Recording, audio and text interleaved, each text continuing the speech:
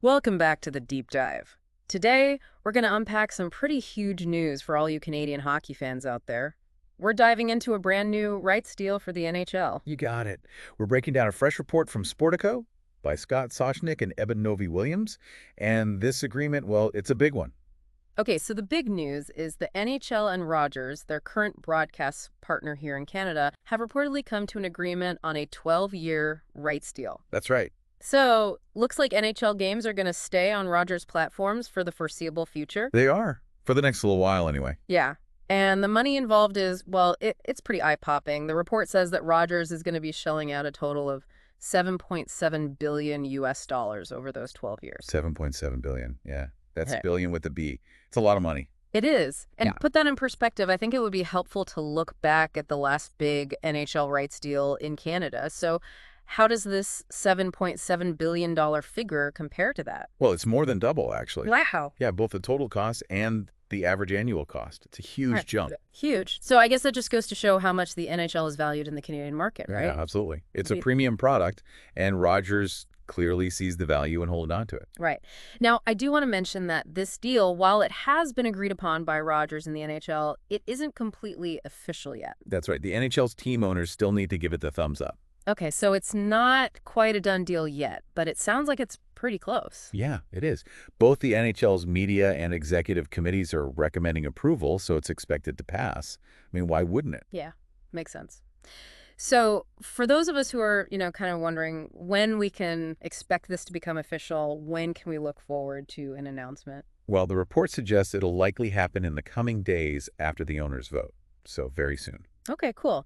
And for listeners who are Canadian hockey fans, you might be wondering when this new deal will actually start to affect what you see on your screens.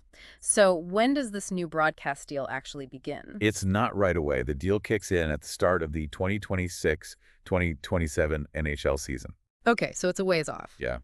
We got some time before you see the impact of this. So a couple more seasons under the current deal. It's interesting to think back to when Rogers first got the NHL rights back in 2013.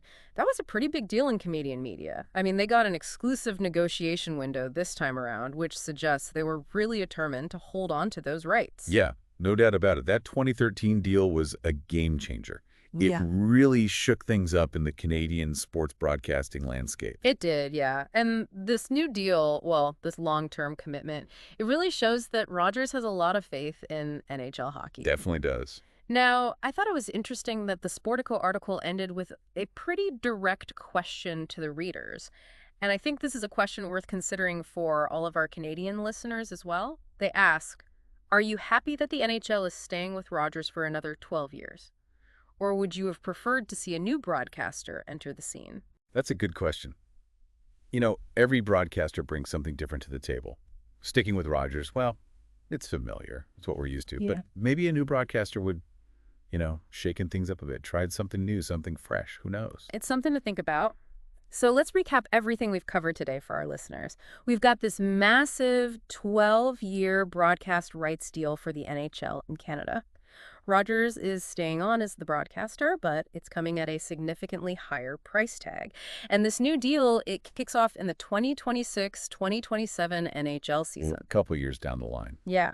Now, to connect this to the bigger picture, Rogers is making a huge financial commitment here, right? So that begs the question, what kind of changes could we see for viewers like you? Could it affect the way you watch games, the accessibility of NHL games, or even have a wider impact on Canadian sports media as a whole? It's something to keep an eye on for sure. For sure. All right.